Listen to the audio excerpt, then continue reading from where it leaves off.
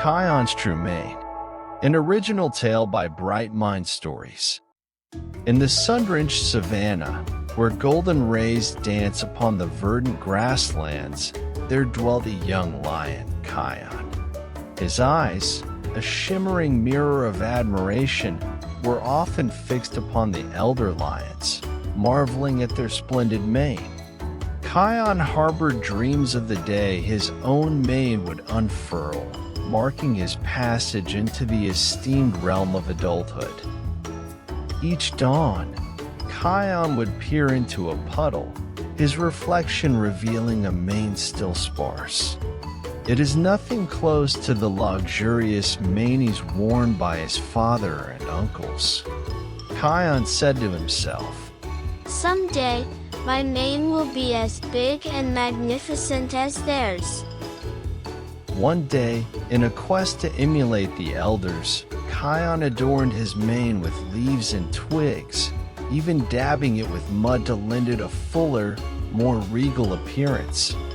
Initially, he admired his transformed look, presenting himself proudly to his friends. Kion announced to everyone, "Behold, I stand nearly as noble as father now." Potsy the parrot, in jest, said, "A mane most impressive, Kion.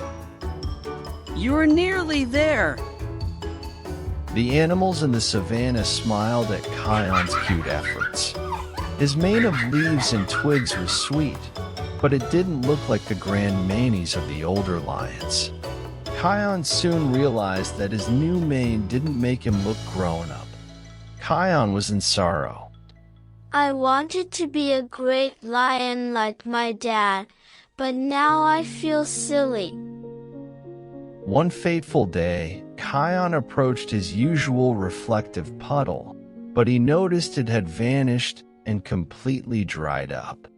Hurrying back to his den, intending to discuss the drought with his father, Kion encountered him mid-path, surrounded by a throng of anxious animals. The animals were so worried about the drought. We have no more water to drink. What do we do now? Kion's father addressed them. Fear not.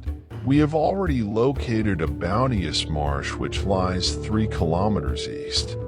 Together, we shall journey there, transcending this drought season.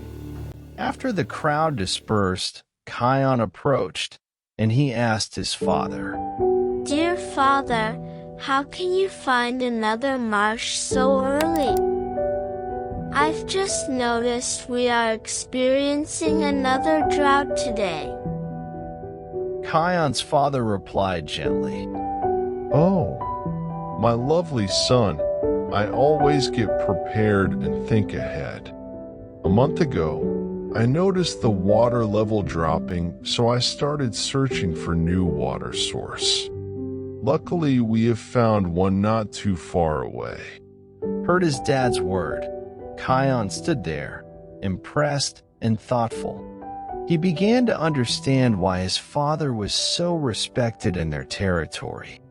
Not long after, the big journey began. All animals needed to travel to the new water source under Kion's father's lead.